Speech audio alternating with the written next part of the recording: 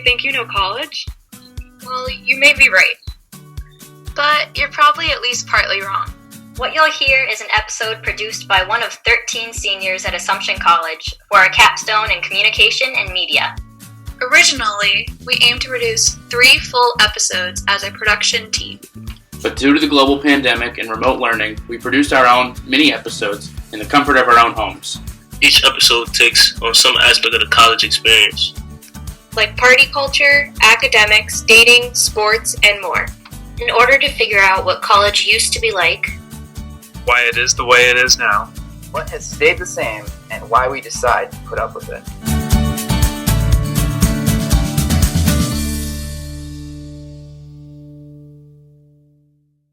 So I guess I should start this off by saying that I never really expected to find a long-term partner on Tinder. I kind of just made a Tinder my first semester freshman year because everyone else was doing that. I didn't really date in high school, so I was just using it because everyone else, seemed to be having fun on Tinder. And, me and my friends used just regular Tinder, how everyone kind of did. And then our second semester of freshman year, we made a Tinder social group. We were just kind of looking to, meet new people and go to frats and get invited to parties. And we did that for a bit. And then there was this one group that kind of kept popping up. And, we swiped left on them a couple times. And then eventually we swiped right and matched with them. And they made a group because they were trying to find our friend Danny a formal date. And that's how I met Tim. I originally had no interest in him, and I really was interested in his best friend, who ended up being our roommate last year. And the way it kind of worked out is that Tim and I kind of started becoming more interested in each other, and while their friend Danny never found a formal date, Tim became my formal date for that year. And after a month of kind of hanging out together, he finally asked me out the morning of formal around 2 a.m. And that was April 8th of 2017. And we've been dating for now over 3 years, and we're both about to move in together up in New York and start, full-time jobs. So I guess, I didn't really expect having like an adult relationship off of Tinder because, the concept that it's just a hookup app. But, here I am living with someone I met off Tinder after 3 years. That was Mary. She's a chemical engineer senior at Rensselaer Polytech Institute in Troy, New York. Mary is not the only college student that has a personal story involving dating apps during their college experience. Most students do, whether it be a casual meetup, a beginning of a friendship, a fairy tale happy ending, or a horror story that you can never tell your parents, ever. My name is Sarah Ardolino, and I am an English communication media major at Assumption College. For my capstone English course, my classmates and I are each producing a mini podcast exploring the theme of the college experience. I'll be focusing on the exciting yet confusing world of modern dating and hookup culture on the college campus, and the influence of dating apps. This podcast is called, Are College Students Swiping Left on Dating?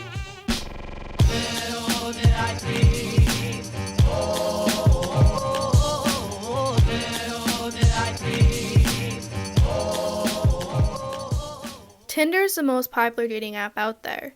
In September of last year, there were 7.8 million users on the app. Around 50% of Tinder users are 18 to 24 years old. People in that age group are typically referred as college-aged. This is a little self-explanatory, but 18 to 24 is a typical age people are assumed to be in college. So it's safe to say that many college students around the nation are meeting, connecting, and socializing with other students via dating apps. The assumption is that people are just using apps to hook up, especially in the college environment. No one dates, no one knows how to date. College students are socially challenged. and it's all because of the ease of finding sex just by swiping right on someone. However, I want to dive deeper into that assumption. What exactly does modern dating entail? And are dating apps hindering us, or are they helping us socialize and connect with each other?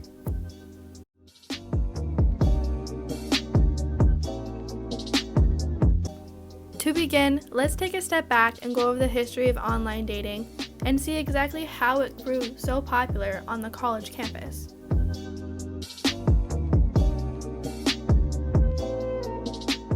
The world has changed. 1 in 5 relationships now begin on an online dating site.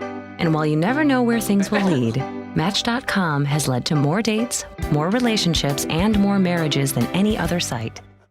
Match.com was the first online dating website launched in 1995. Obviously, the website's target market was not college-age students, but Match.com started it all. The idea of meeting a significant other online was not widely accepted, though. Only 50% of Americans had internet in the mid to late 90s, and the activity of online dating might have casted a person as strange or antisocial back in the beginning of online chatting forums.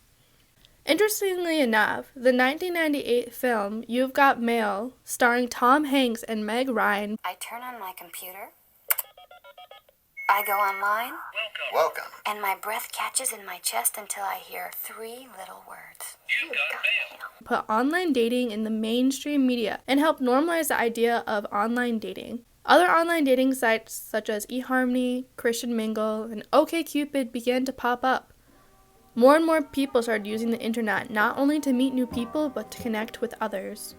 Social media started to grow as well. Facebook was launched in 2004 to help connect college students. Then in 2006, it was open to the public. Facebook and MySpace brought people together with just an online profile and a means to communicate.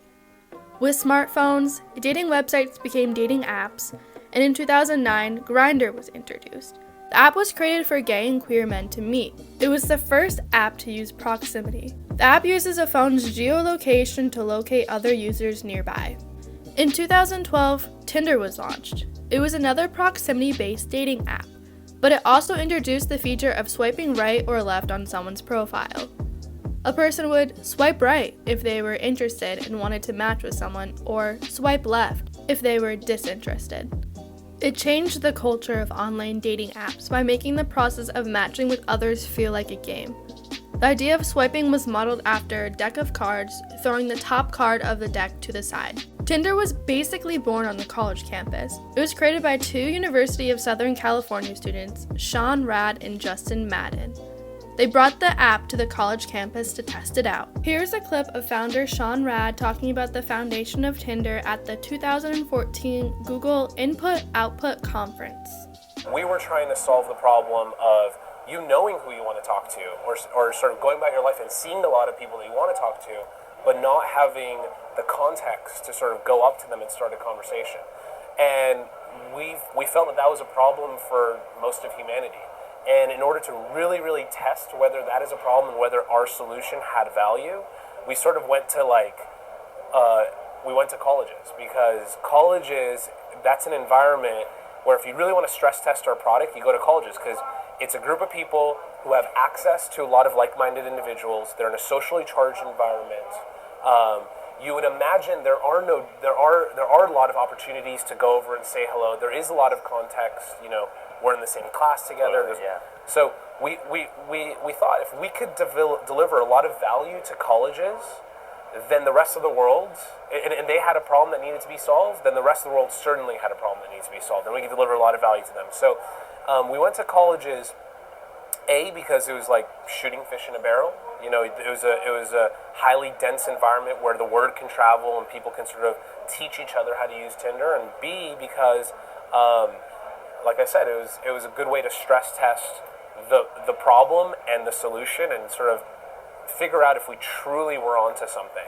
And it was very successful. The app grew like wildfire because it gave students a risk-free medium to meet other students.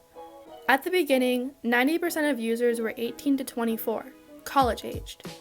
Now the demographics of Tinder are more varied, but since the start, Tinder has been very popular with college students.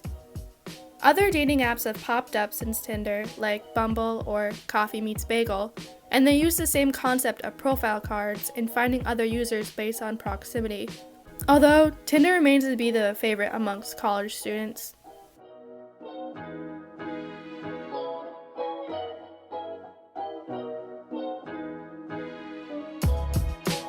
The uses and gratification theory is an approach to understand the relationship between an audience and how that audience uses media.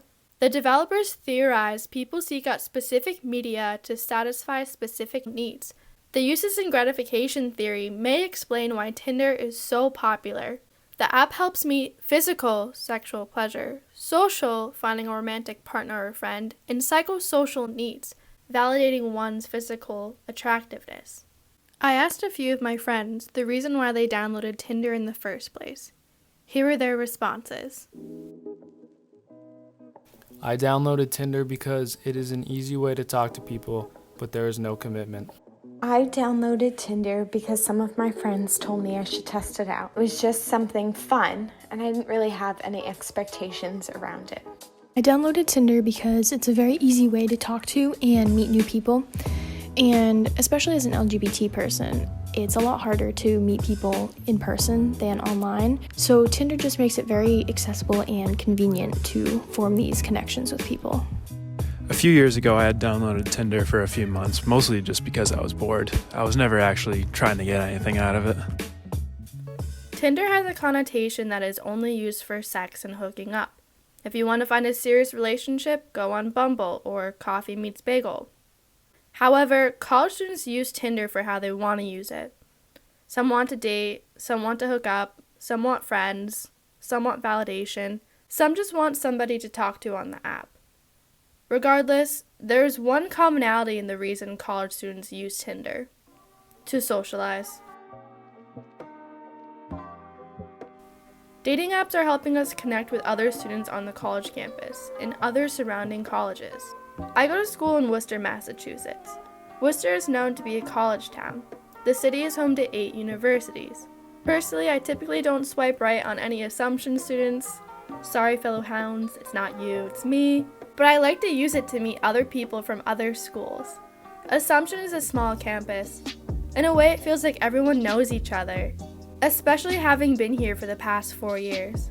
Tinder is a way to connect with other students I normally would have never had the chance to connect with.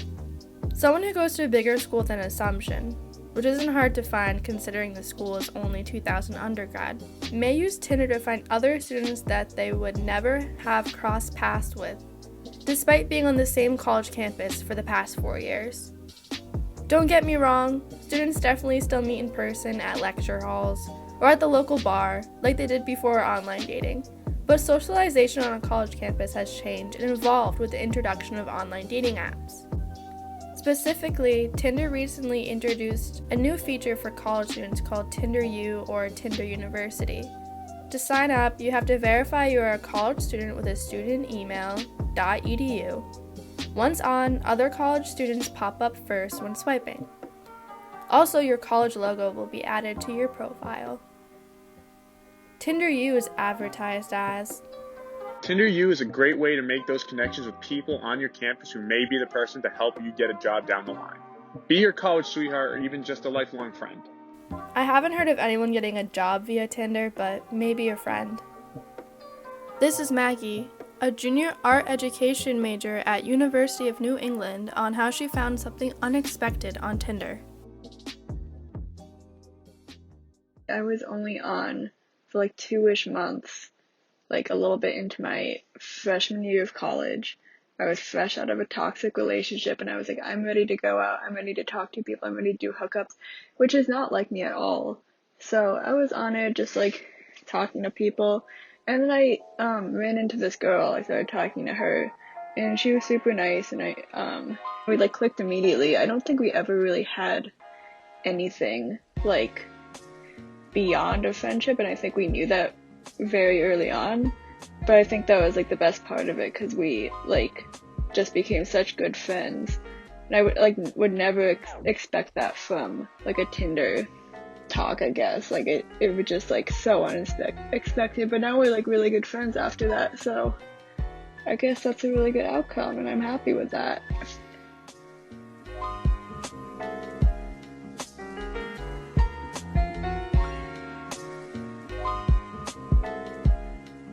We've all heard the phrase, dating is dying, especially on the college campus. People often credit the rise of hookup culture for the reason that college students don't know how to socialize anymore. What even is hookup culture? The American Psychological Association says that today's hookup culture represents a marked shift in openness and acceptance of uncommitted sexual activities. The word hookup is actually very vague, and it can mean a multitude of different things to different people. It can mean kissing someone, or it can mean having sex, or literally anything else in between. The emergence and acceptance of hookup culture first started during times of social change in the past 100 years. The 1920s are looked at as the beginning of hookup culture, as the Roaring Twenties saw an increase of young adults leaving the house, credited by the availability of cars and entertainment. Young adults were able to explore their sexuality more freely with this newfound freedom. The 1960s are also looked at when exploring the rise of hookup culture. This time is often called the sexual revolution. It is not a coincidence that young adults became more sexually liberated with the rise of feminism, widespread access to birth control, and the acceptance of sex within the college world. Hooking up is pretty common on today's college campus. The American Psychological Association says that between 60 and 80% of North American college students have had some sort of hookup experience. So is hooking up replacing dating on the college campus? According to a U-Wire article called Tinder Relationships in the Era of Ghosting, a relationship expert named Aisha Adams Roberts held a dating workshop on a college campus last year and told the students, "The number one problem with dating is that nobody's doing it. We're hooking up because we don't have social skills, and we don't have social skills because we're hooking up." To be honest, I'm not completely sold on that idea. Yes, college students are having sex. Yes, college students are searching for and meeting hookups via dating apps. The college years are a time in life young adults are able to explore new things. College students have been hooking up with each other for generations. There is no shame in that. But in today's age, are we only hooking up because we don't have social skills and are incapable of dating? Here's Katie, a senior nursing major at Worcester State, with her personal story of dating and hooking up as a college student. I originally downloaded Tinder because I wanted to meet new people during my first year at college. I thought it would be nice to put some names to faces I had seen around campus and maybe see someone who would catch my eye. A few weeks into my freshman year, I started dating someone that I met through a mutual friend, so I deleted the app. A few years later, when that relationship ended, I re-downloaded the app, hoping to maybe connect with someone new. I went on a few dates here and there, but nothing serious. Then my senior year of college, I saw my ex on Tinder. We matched and chatted a little bit. We both did not want a relationship, so we started to hook up occasionally. I have yet to find any sort of romantic connection on the app, and honestly, I'm not very optimistic about the chance of that happening on Tinder. For now, I will just enjoy the entertainment of swiping.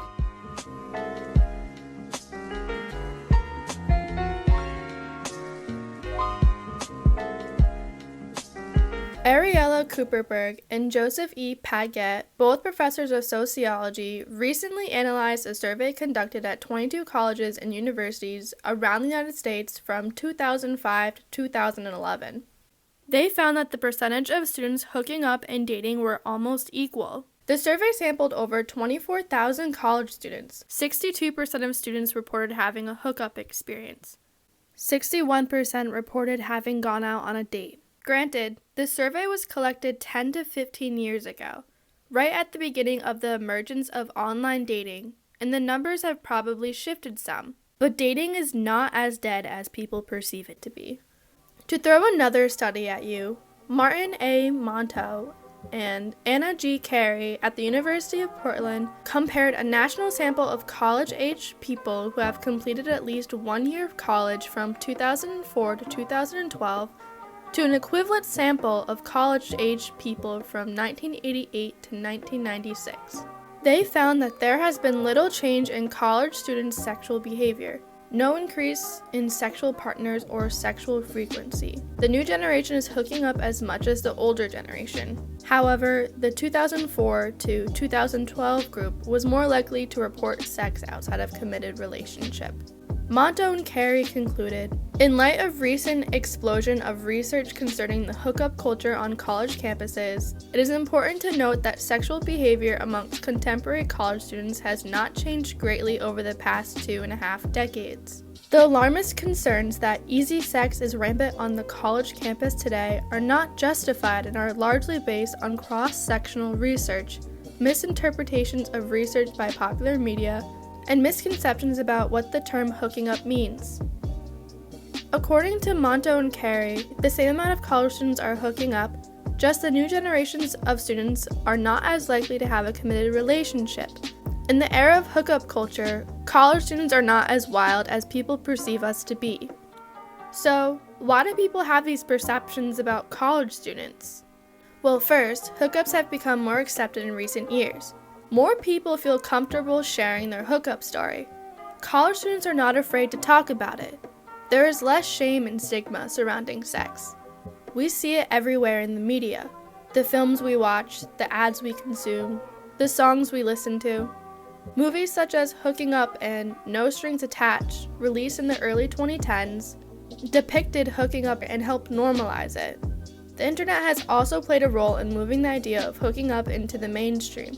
It is a resource people can use to educate themselves on sex and the movement of sex positivity. Secondly, the idea of hookup culture on the college campus is also heavily pushed in the media. This hookup culture message overshadows all other messages. Think about the college experience for a second. What's the first thing that comes to mind? Was it partying, alcohol, frat parties, drunken hookups? Why are those thoughts at the forefront of our brains when thinking about college? Because that is the main messaging we get about the college experience. One main culprit of this type of messaging, popular by college students themselves, is Barstool Sports. Founded in Boston, Barstool Sports started off as a print publication focusing on sports, gambling, and fantasy football. Over the years, it grew into something way bigger. Now Barstool Sports is described as a sports and pop culture blog. Its Instagram has almost 8 million followers, its Twitter has 2.2 million followers, and its TikTok has 6.2 million followers. There are sister accounts to Barstool Sports, such as Fifth Year and Barstool Smoke Shows, all with respective follower counts. And podcasts too, like Call Her Daddy. Barstool Sports has a decent amount of sports content, but also a decent amount of party content that showcases hookup culture. And 8 million something people are consuming that type of content daily, so of course they're going to start believing the message, especially if it's the only one being pushed. But it's not just Barstool Sports, it's all media. And like I said earlier, movies, TV shows, advertisements, and songs are not afraid to depict sex, or more specifically, hookup culture at college.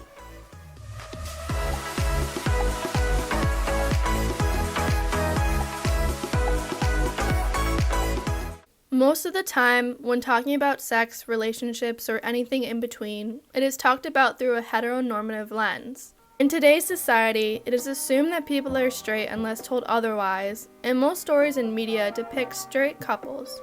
A lot of the research that went into this podcast was focused on straight relationships. There is just way more research out there about straight people because that is kind of the norm in today's society. However, the topics discussed in this podcast are not strictly heteronormative and don't only apply to straight people, but I want to highlight the LGBTQ+ community because their dating experience can be different, and that might have not even crossed your mind while listening. It can be difficult to find a partner if everyone is assumed to be straight. It could also be difficult to find someone if the dating pool is very small. According to Gallup, in 2018, 4.5% of the U.S. population self-identified as LGBTQ+. There are specific dating apps for LGBT folks out there, such as Her, Scruff, and Grindr, but other apps like Tinder have the option for people to find others of the same sex. I talked to Kate, a senior biology major at Assumption College, about her experience dating on the college campus as a person who identifies as LGBTQ+. What is it like being LGBT on a college campus? Being LGBT on a college campus was definitely a lot easier than I expected. most people are very accepting, and I found a lot of good friends who were also LGBT, but you're definitely still the minority, and so meeting people is for sure a lot harder. Was it difficult to date or easier to date compared to straight friends? I think dating on campus is definitely harder than it is for straight people because the majority of people are straight, so they can just go to a party and just go right up and talk to people they're interested in. But when you're LGBT, there's more of a reservation with it because the majority of people probably won't be interested in you. And so it's a lot more scary to just go up and put yourself out there and kind of accept that rejection is probably going to happen. Whereas if you're straight, you don't really have that same fear. How have dating apps helped? Dating apps definitely help because they just allow you to meet so many more people beyond your own college campus. And I think that's important for an LGBT person because that number's pretty limited as it is. Whereas for straight people, they can just encounter people every day in their lives that are dateable, I guess. But that number's a lot smaller for LGBT people. So it's a lot more rare, I would say, to meet somebody in person. What would you think dating would look like for you if you didn't have Tinder? I think without Tinder, it would have forced me to be a little more outgoing in real life. I would have had to go up and talk to people more if I was interested in them, rather than just swiping left or right on somebody online. And I think it could have been beneficial, honestly, to go out of my way to try and meet somebody in person. But I don't know, we do live on an online world pretty much, and so I think a lot of people would just choose the easy way of meeting somebody online from the comfort of their bedroom rather than having to go out and go up to somebody at a bar and talk to them and put themselves out there.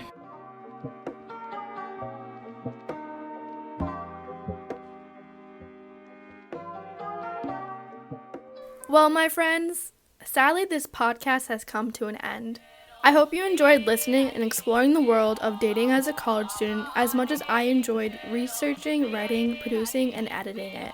We went over a lot of topics: the rise of dating apps, dating app usage, dating and hookup culture, the impact of media, and dating as LGBTQ+, all with the framework of the college experience. Socialization has shifted on the college campus, and if you were to take one thing away from this podcast, it is that modern-day college students are still dating.